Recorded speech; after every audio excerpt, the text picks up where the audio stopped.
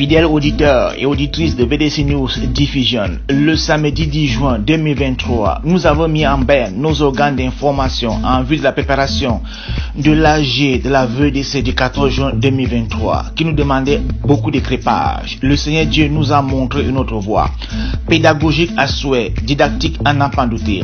Dans ce journal du 15 juin 2023, du grand amour informationnellement parlant, des révélations, beaucoup de lumière, d'instruction et d'enseignement. La hiérarchisation de la présentation de l'information nous recommande dans le cadre de ce journal ce qui suit.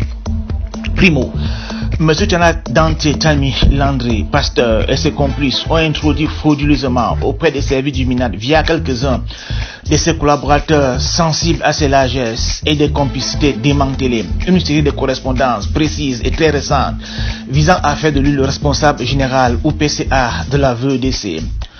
Entreprise en cours de neutralisation à coup de bazooka juridique par la grâce de Dieu.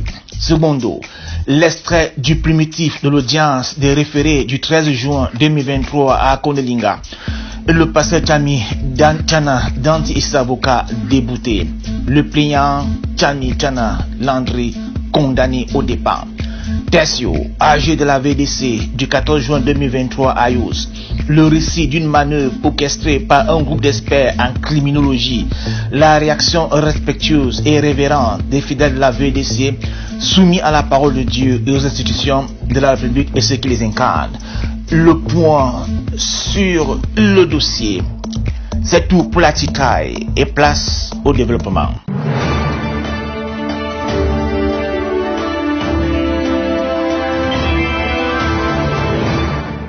Un PV de constat d'approbation d'un certain PCA de la VDC daté des 16 et 17 mars 2023 à la personne de Tchana Tami Danti Landry est signé de 3 administrateurs sur 12 et de 3 pasteurs sur la multitude contre la VDC au motif ou exposé des motifs du genre considérant la retraite conventionnelle de Bangante ou encore considérant les missions effectuées au Kenya, Ghana et Tchad sans rapports officiels ou fruits palpables vérifiables hors propagande. Ce PV, disons-nous, a été transmis au MINAD en compagnie d'autres documents à notre disposition, au fin de l'induire en erreur, en faisant d'un prévenu en liberté provisoire sous caution, suite à des actes de violence extrême, d'usurpation de fonction de titres de PCA avérés, d'abus de confiance, de profanation de culte, etc. Le PCA d'une communauté de fidèles créant Dieu.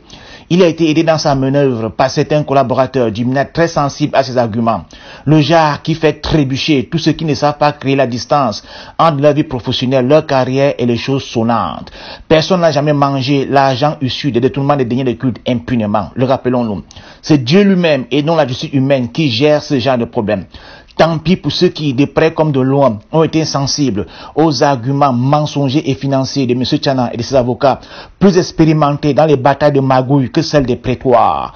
Merci à Dieu, infiniment merci, car c'est par sa grâce, c'est grâce à lui que cette manœuvre a été révélée. Le projet bien huilé consistait à combattre la tenue de l'AG par tous les moyens et induire le ministre en erreur, le poussant à signer ou prendre acte des assemblées générales factice de Ngoussou, tenu par M. Tchana Landry et son avocat capacitaire et expert en fioriture et faux, et dans lesquels des listes kilométriques de participants autant pour moi étaient ajoutées et véhiculées par quelques collaborateurs du MINAD. Une enquête complète permettra de définir les responsabilités.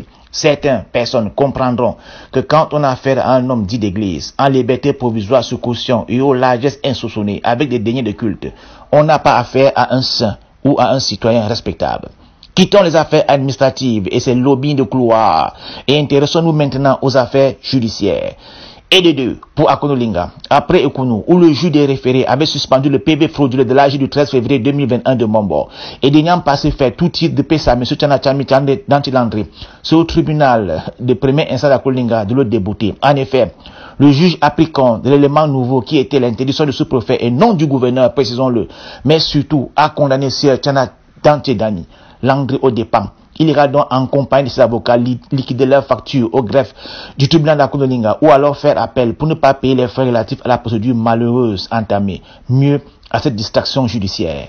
Extrait de primitif intégral à consulter sur notre plateforme WhatsApp, VDC News, Radio and Télévision.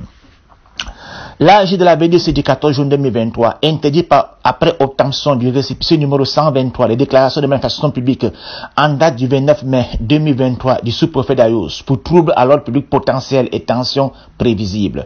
Si nous ne pouvons commenter ici l'acte de l'autorité administrative pour des raisons citoyennes et en conformité avec Romains 13 qui nous exige la soumission aux autorités administratives, par ailleurs, enseignement de la VDC, il nous paraît important de faire quelques précisions. La VDC est une institution respectable et respectant les autorités de la République. Il ne viendra donc jamais dans notre esprit de le défier ou de la défier de quelque façon. D'un. De deux, le trouble et les tensions ne font pas partie des agissements des chrétiens authentiques de la VDC. Sont bien connus ceux qui ont appelé à la bagarre et ont fait recours aux injures sur les réseaux sociaux. Ce sont les mêmes voyous des Kribi Ngusso et Nyalande N'Djamena, etc. Des preuves matérielles de leurs actions et les actions existent. Peut-être doit-on comprendre que le temps de la justice est bien particulier. Troisièmement, les fidèles de la VDC ont respecté César, c'est-à-dire l'administration, en ne tenant pas une AG à cette date, ni aucun bruit, aucun tumulte, signe de leur maturité à pouvoir tenir une assemblée générale sans même l'encadrement des forces du maintien de l'ordre. C'est un message à l'attention de toutes les autorités administratives et la plus illustrative d'elles. Ne pas donc accompagner la VDC dans la tenue de celle-ci, en maîtrisant les forces du mal de quelque façon que ce soit, risque de donner le message que dans un pays de droit, n'importe quel individu, même un homme d'église, en liberté provisoire sous caution, après fait criminel avéré, peut actionner des relations incestueuses et se montrer généreux avec des personnages frileuses et passer faire tordre le cou au bon sens et à la logique et avoir des victoires à la Hitler, c'est-à-dire lâches, moralement et spirituellement puantes. C'est donc laisser ce genre d'individus infester un peu plus l'air de la République et de la VDC et montrer aux jeunes gens que le chemin de la victoire, c'est l'injustice et le malacapati et le macalapati. Festoyer dans les réseaux sociaux, après avoir injuré et appelé à la mort sans réaction, c'est montrer qu'au Cameroun, il y a des citoyens entièrement à part qui peuvent se moquer du chef de l'État et de toutes les institutions de la République, à condition qu'ils sachent bien parler le langage de l'argent. Ne rien faire, c'est encore montrer à tous les jeunes qui aspirent à des fonctions élitistes comme à l'avocature qu'on peut être tout simplement avocat sans éthique ni consistance juridique et incapable de gagner à la loyale un procès comme le capacitaire Ngao qui vient de boire la tasse à Kololinga après avoir vu Noir et Ekunu, aucun verdict en sa faveur. Susceptible de le consoler techniquement parlant, ne rien faire, c'est donc montrer qu'on peut être nul et se faire louanger. Enfin, ne rien faire, c'est montrer qu'on peut faire preuve d'une grossièreté incroyable dans le langage parce que ex-gestionnaire des toilettes en Bopi et bagarreur invétéré à ses heures perdues.